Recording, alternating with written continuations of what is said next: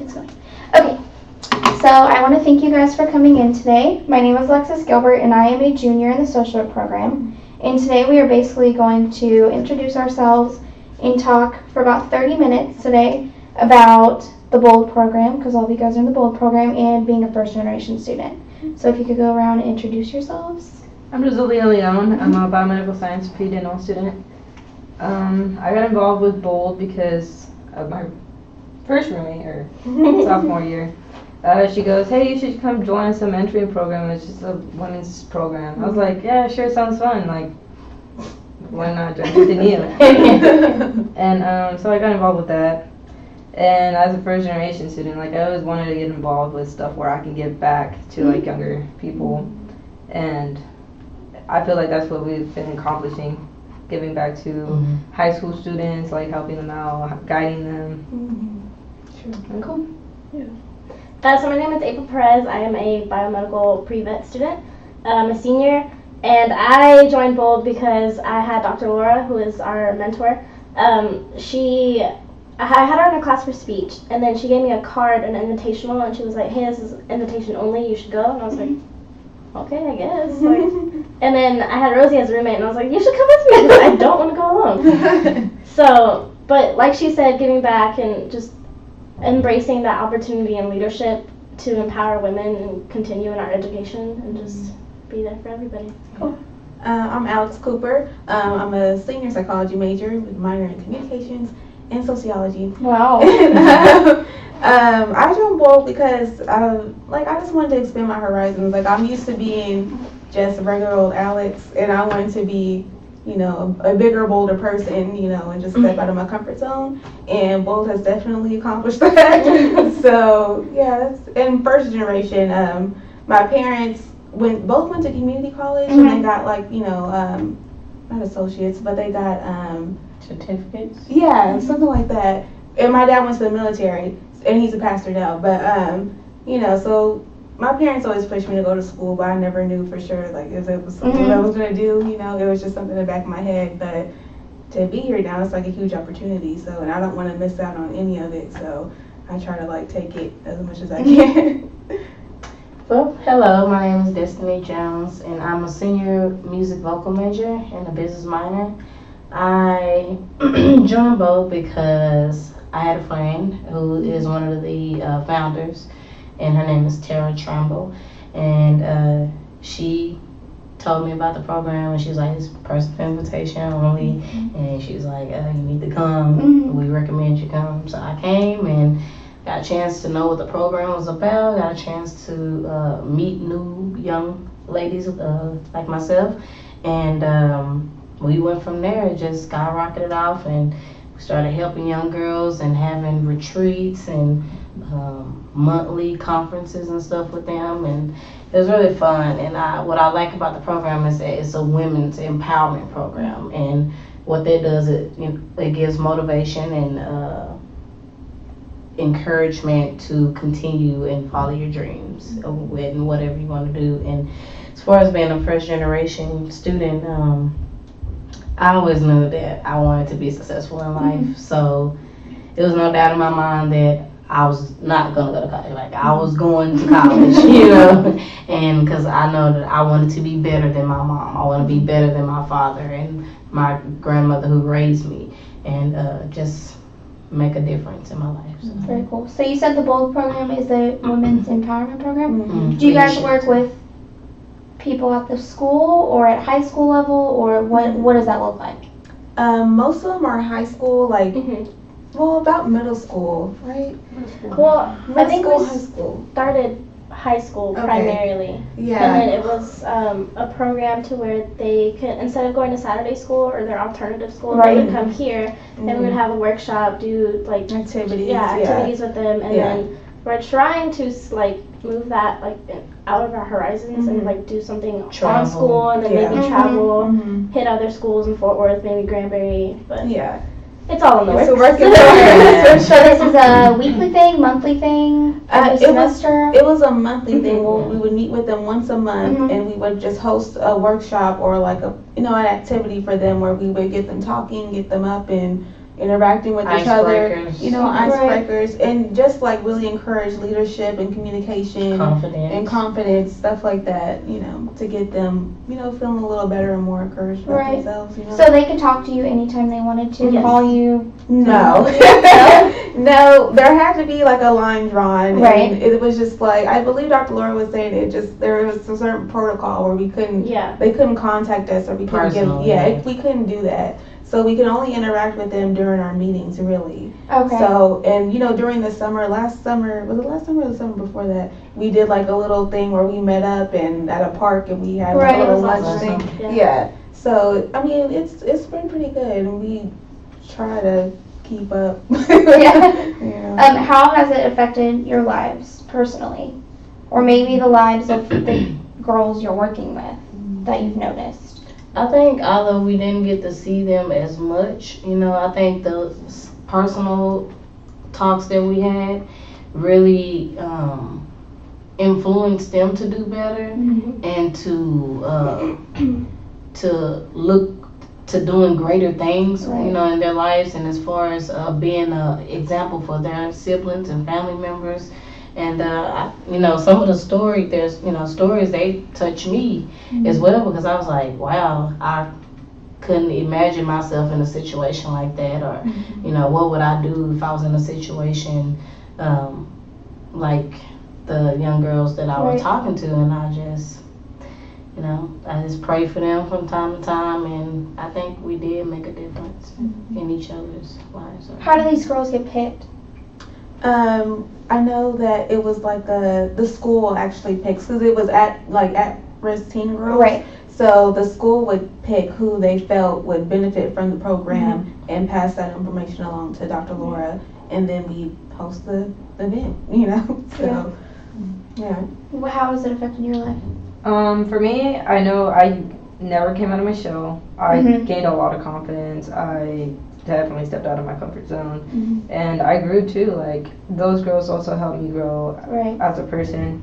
For example, one of them, like, she never talked, and we all noticed that they were all changing like monthly. One never talked, and to me, one time we just talked, like, we just had a heart-to-heart conversation, and she just spilled everything to me. And like, just had a connection. Yeah, like, to me, that was a moment where I just realized that we were actually doing something powerful. Right. Because this girl that was just never, like, she finally had the confidence to talk to me. Yeah.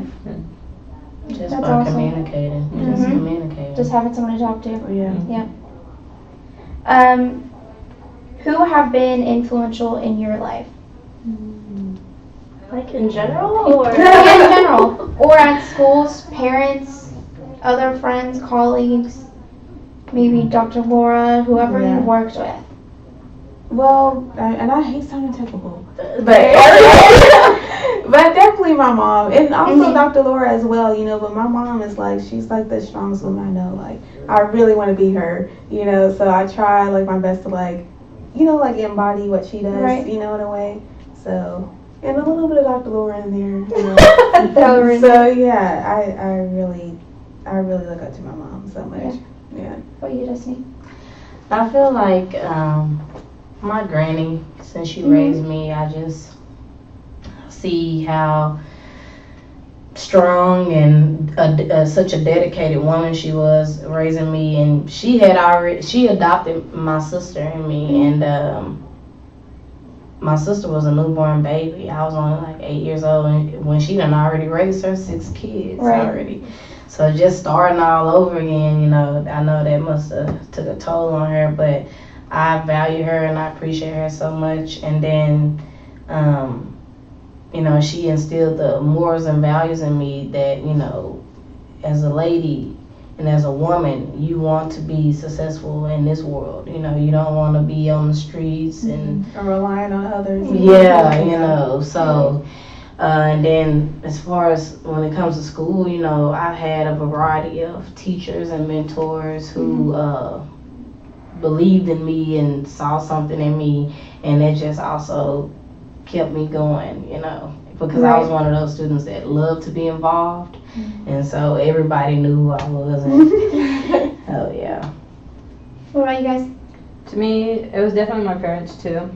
My dad's a carpenter, my mom's a housemaid, and like they would put us in like since we were little, like they would take us out in the field and work, like make us work with them, so we can value our education. So we definitely did. They're like, if you want to end up like us, go ahead and quit school. Right. It's like, and I mean that we strive to like do our best, so we don't end up like them, and we appreciate and value what they've done to us. Right.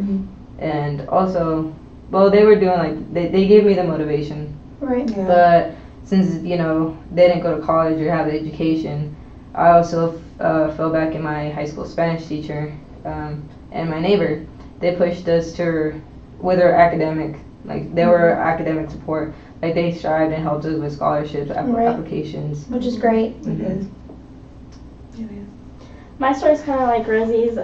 My parents are immigrants from Mexico, so they barely finished high school, so they had no clue about anything about the process of college and whatnot. So I was pretty much on my own.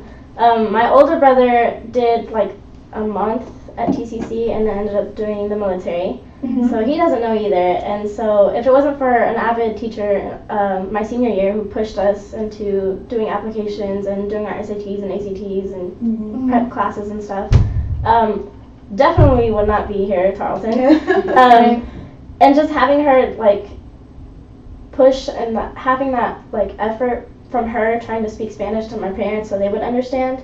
And then of course Dr. Laura has been pushing me to do grad school and stay on top of grades and stuff, and just being the first one to be in college and graduate in May. And then having my little brother and my older brother who's now doing some classes to get I think dental work or something. I don't completely know. But having them like look up to me, especially my older brother who's supposed to be older, you're supposed to look up to him, but he's looking up to me now, and it's just like, that's awesome. Yeah. Well, let me pause this real quick. But yeah, just I guess friends and family and having the support and just pushing you forward. Yeah, definitely helps. That's awesome.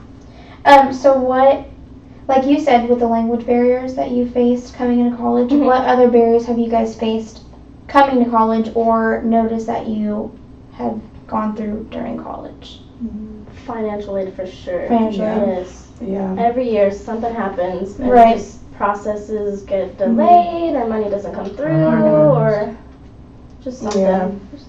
Like I want to say like maybe the second 2 years after my freshman year, my sophomore, my junior, were like the worst years of my life financial aid wise, because my mom literally had to pay money out of her pocket. And it like I still like, it's crazy. Yeah, it's awful. It's awful. Yeah, that is horrible. But I commend you for sticking through it. Because I really didn't want to. Right. And that's what happens when, that's what barriers are. But I think it's awesome that you have gone through it. Yeah. You didn't quit. And you're about to graduate. Yeah, thank God. What about you, Destiny? I would say, just as far as my major, when I first came here, I've always been a music lover. Just always had a passion for writing music and singing and being in the spotlight and stuff. And but I never had a musical background as far as my mom's taking me to piano lessons and putting me in the art schools and stuff. I got here, I was just like, music theory, it was hard, kicked my butt. I cried every day, sight singing. I just didn't think I was gonna make it. I was like, look, I do not want to change my major. I do not like music anymore as far as majoring in it. But I just kept persevering, and I talked to older students who had been there, done that, and they tutored me day in, day out. And I lived in the music building, and hey, I'm a senior now, so I know, you're almost done. It paid off. And then, last but not least, but I got pregnant this past during the spring and summer, and I had her this past summer and came back, and she wasn't a burden. I had lots of support, and a lot of people were just like, wow. And she lives down here with me, And so people just like amazed that, I'm still, I decided to continue to get my education and stay at school and not drop out or take a break. Yeah. Right. You did the right thing. Yes, you did. So it seems like you guys all have common like motivation, and each of you have like those colleagues and those people that have helped you through all your years. So do you feel like the Bulb program or other programs, do you think that they should get involved early on in high school?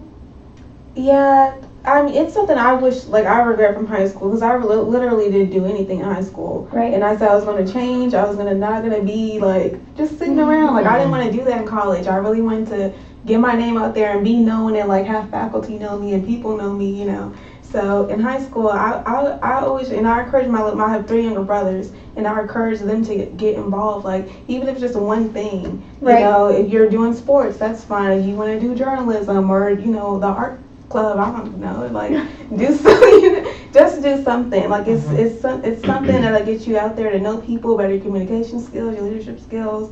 And it's something you can put on your resume when you do come to college, because I didn't have nothing to put on my resume to come to college except one job that I ever had. So I really do. I encourage people to get involved. Even now, I say get involved. Right. Don't just not do nothing, because you have to show something. You've been here 4 years. What Yeah. did you do? Yeah, what do you And you make those connections. Yeah. Yeah. So, What about you, Rosie? April? I'd say get involved in Yeah. high school, starting in high school. Do, like Alex said, just do something. mhm. And I mean, I feel like that's where you meet your close friends and your family, Definitely. especially in college. Yeah, for sure. That's what you find. Your connections, your Yeah. I say, if you have a good counselor, just staying on good terms with your counselor, keeping a good relationship with your counselor, because you got a good relationship with your counselor, they gonna take care of you. They gonna make sure hey, the schools they having a college fair coming up. Hey, the deadline for these schools is such and such. Hey, you need to apply for these scholarships. Here's a list. SAT, ACT scores, prep test coming up, all that stuff. That's the counselor's job to inform the students about that stuff. So. Right, and that's one thing that I've noticed throughout my research, because I am a first gen, and I really didn't think anything of it before I did this project, and I might not have faced the same obstacles as everyone else, but I have noticed some things, and in my research it says that first generation students encounter lower faculty expectations and have lower self-esteem. Do you feel like that's true for each of you? My first 2 years, yeah, I didn't, my confidence coming to college was so low. You wouldn't believe it. It was so bad. And I think that's why I didn't perform as well as I should have. Right.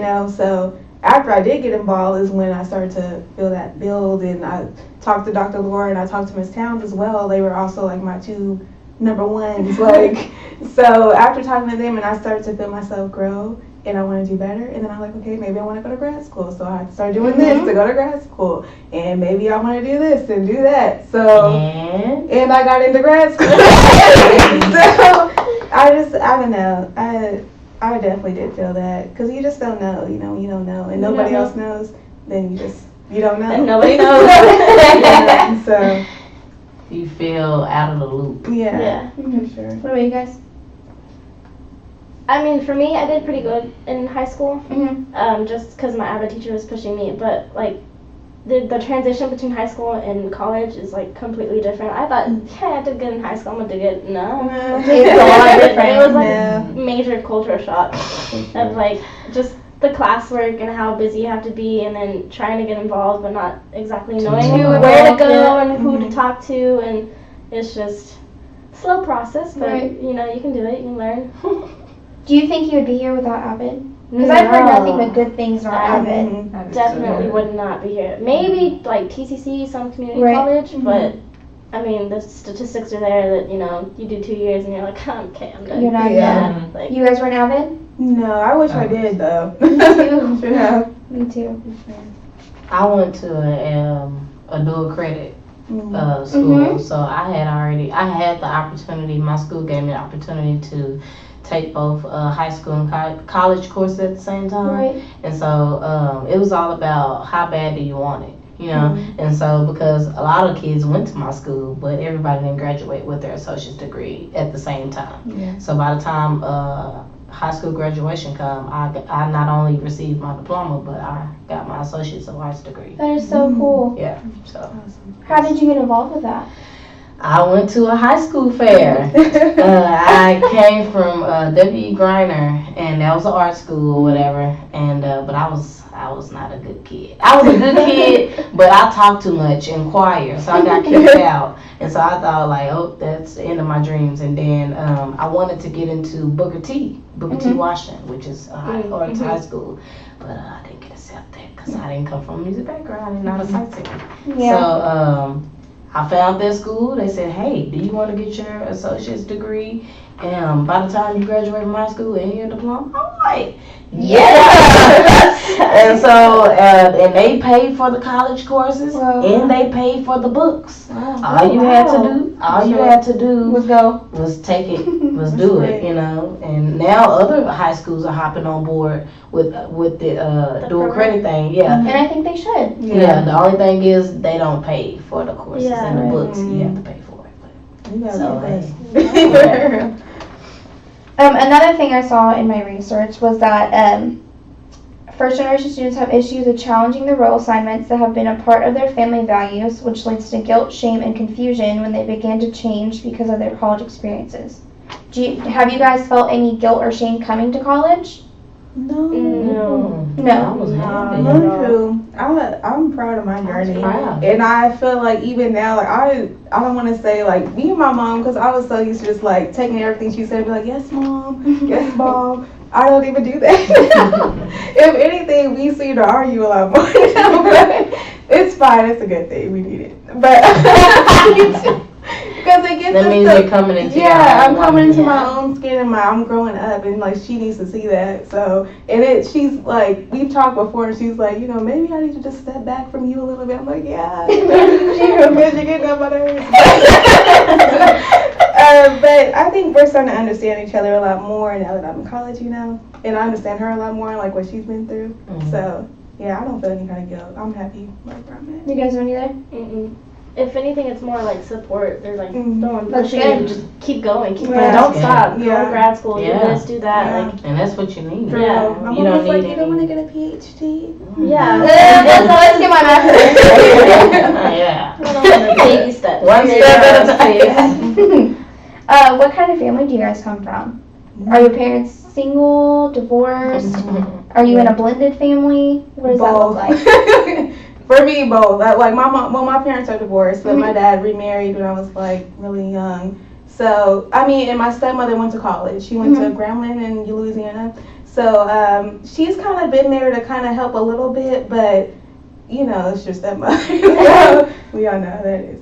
And so I mean, I feel like I have like triple support almost, and then I also have her parents who like are like my grandparents in a way. Right. So I don't know.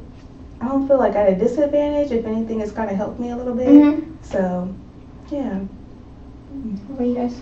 I come from, both my parents were together, and it's really cultural, and I want to say religious, but not really. Yeah, mine too. But yeah, they raised me and my 3 siblings, so. They did. Mine's the same as her, except both my parents are together. I'm the middle child and the only girl. My little brother, my older brother, and then my older brother, when he turned 18, so he went to the military, and he hasn't been home since. So we'll see him like maybe once a year-ish, and so he's off and doing his own thing, which is, I guess, fine. But my mom was, because of the way she had to raise my older brother from going to Mexico, from coming here, and then him doing the military and all of that, because he did it behind my parents' back. And so obviously the firstborn, my mom was like devastated. Yeah. And so she got really strict and like protective of me and my little brother. But I mean, there's always support and love, but we always like butt heads. Yeah. Right. She's so traditional in her thinking and her ways, and then we're more of like, oh, you know, the new generation, I guess you could say, technological generations in here and there, and so there's a lot of like butting heads and stuff, but we come to the like point where, hey, you know, we're family, we should stick together, keep an open mind, but very religious, very together, structured, but good. I come from a chaotic family. It's fine. My mom and dad, they never got married, so they're not together now. And so I was pretty much raised by my grandmothers. Like my grandma on my dad's side, she spoiled the mess out of me. She loved me. She did everything she could. And then she passed. And then now, you know, then my granny on my mother's side, because my mom was in prison for quite a few years of my younger years, you know, and I kind of didn't remember. I didn't even know she was gone. I just remember my granny all the time. So been around her all the time, and yeah, you know, she got out of prison and started being in my life. Both of them are in my life, you know, and but like I said, my granny adopted me and my sister, and then I went through the foster care thing. Me and my sister was separated, and you know, it was a family that took her, didn't want a child that was already you know, older or whatever. So yeah, and that was hard. Cried every night, wanted to be back with my family. Then that's when I got adopted. You know, I was happy that my granny took on that bold task, Responsibility.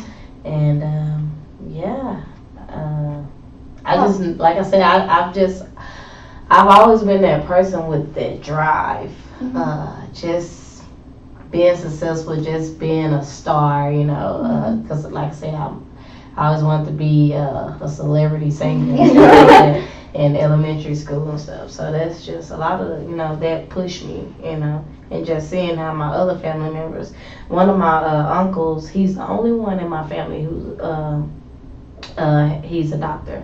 He has a doctorate, and he owns 2 counseling businesses, and 2 different locations, one in Garland and one in Corsicana. So he has really made like a bang in the family, like, for real. And that's who I look up to, him, because he has 6 kids total, 4 by his first wife and 2 by his wife now. So.